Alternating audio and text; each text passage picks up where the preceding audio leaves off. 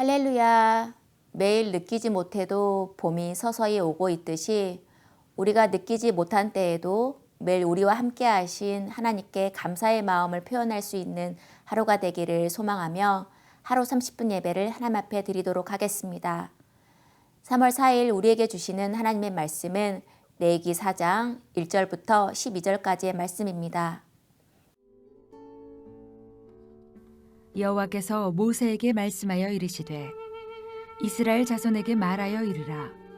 누구든지 여호와의 계명 중 하나라도 그릇 범하였으되 만일 기름 부음을 받은 제사장이 범죄하여 백성의 허물이 되었으면 그가 범한 죄로 말미암아 흠없는 수송아지로 속죄 제물을 삼아 여호와께 드릴지니 그 수송아지를 회막문 여호와 앞으로 끌어다가 그 수송아지의 머리에 안수하고 그것을 여호와 앞에서 잡을 것이요 기름 부음을 받은 제사장은 그 수송아지의 피를 가지고 회막에 들어가서 그 제사장이 손가락에 그 피를 찍어 여호와 앞 곧 성소의 휘장 앞에 7번 뿌릴 것이며 제사장은 또 그 피를 여호와 앞 곧 회막 안 향단 뿔들에 바르고 그 송아지의 피 전부를 회막문 앞 번제단 밑에 쏟을 것이며 또 그 속죄 제물이 된 수송아지의 모든 기름을 떼어낼지니 곧 내장에 덮인 기름과 내장에 붙은 모든 기름과 두 콩팥과 그 위의 기름 곧 허리 쪽에 있는 것과 간에 덮인 거풀을 콩팥과 함께 떼어내되 화목제 제물의 소액에서 떼어냄 같이 할 것이요 제사장은 그것을 번제단 위에서 불사를 것이며 그 수송아지의 가죽과 그 모든 고기와 그것의 머리와 정강이와 내장과 똥 그 송아지의 전체를 진영 바깥 재 버리는 곳인 정결한 곳으로 가져다가 불로 나무 위에서 사르되 곧 재 버리는 곳에서 불사를 지니라. 레위기 4장은 속죄제에 대해서 말해줍니다. 하나님은 레위기 제사법 가운데 속죄제를 통하여서 죄의 문제를 해결할 수 있도록 하셨습니다. 누가 속죄제를 드리는지 2절은 말해주고 있는데요. 바로 여호와의 계명 중 하나라도 그릇 범한 사람입니다. 여기서 그릇 범했다는 것은 실수로 잘못을 저지른 사람입니다. 여호와의 계명을 알지만 고의성 없이 계명을 어긴 경우를 의미합니다. 의도적으로 저지른 잘못은 속죄제의 대상이 아닙니다. 하나님께서는 고의로 죄를 범하면 이스라엘 사람이든 또한 외국인이든 백성 중에서 끊어진다고 하셨기 때문입니다. 부지 중에 범한 실수와 또한 죄까지라도 철저하게 죄를 고백해야 한다는 것은 하나님께서 죄를 얼마나 싫어하신지를 보여주는 것으로 볼 수 있습니다. 의식적으로 또한 무의식적으로 범한 우리의 죄는 또한 심각하다는 것을 말씀을 통해 인식해야 합니다. 하나님께서는 그것을 깨달았다면 또한 말로 아니라 제사를 통해 그 마음을 표현하라고 명령하십니다. 우리는 이때 하나님께 죄를 고백하면 충분하다고 생각할지 모르겠지만 구약에서 속죄제는 죄 용서가 입술로만 고백하는 것으로 이루어지지 않는다는 것을 보여줍니다. 하나님의 용서는 반드시 대가 지불을 요구하는 것임을 제사를 통해 말씀해 주셨고 또한 그 제사를 통해 회개와 용서를 또한 경험하게 하셨습니다. 우리는 평소에 기도할 때 알고 지은 죄 또 모르고 지은 죄를 용서해 달라고 많이 합니다. 그러나 레위기의 속죄제를 안다면 이 기도는 또한 무거운 책임감을 지녀야 한다는 것도 의미하게 됩니다.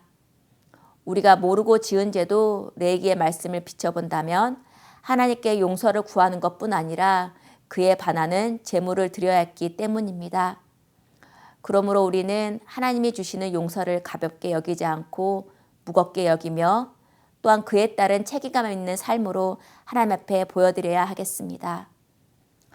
1절부터 12절까지는 제사장의 속죄제에 대해서 다루게 됩니다.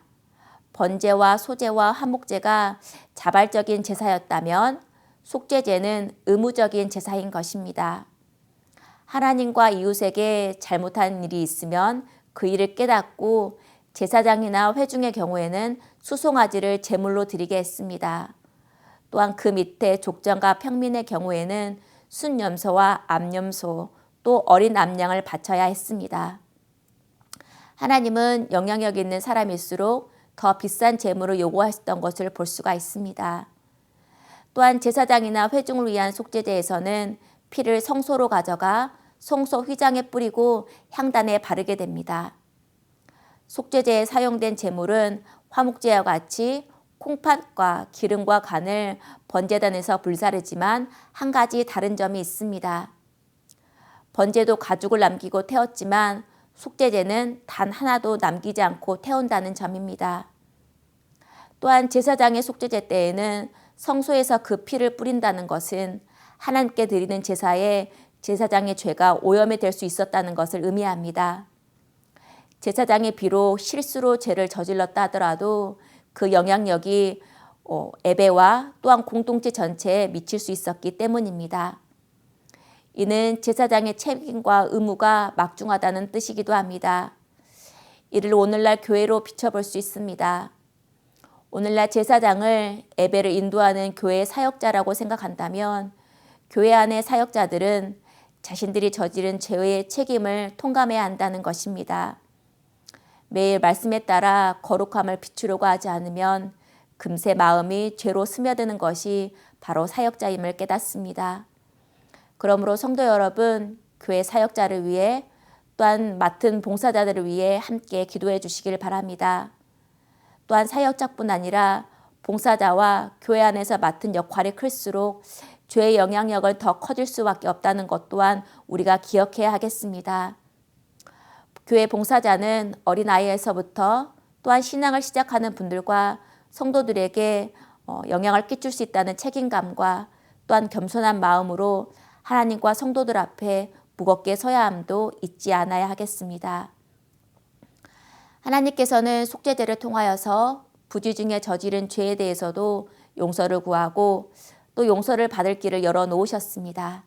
오늘도 거룩한 백성이 되길 원하시는 그 하나님의 마음을 알아 하나님과 사람과의 관계에서도 바르게 설 수 있는 사람이 되기를 소망합니다. 함께 기도하겠습니다. 하나님, 레위기를 통해서 부지 중에 저지른 죄도 말로만이 아니라 제사와 행동으로 죄사함 받기를 원하셨던 그 하나님의 마음을 알기 원합니다. 가정과 일터와 교회에서 죄를 무겁게 여기고 또한 깨닫게 되었다면 하나님과 사람 앞에서 용서를 구할 수 있는 책임감 있는 사람이 될 수 있도록 도와주시옵소서. 예수님의 이름으로 기도합니다. 아멘. 오늘 추천 찬양은 찬송가 250장 구주의 십자가 보혈로입니다. 오늘도 내 죄를 씻으시는 예수님의 이름을 찬양하는 하루가 되기를 소망합니다.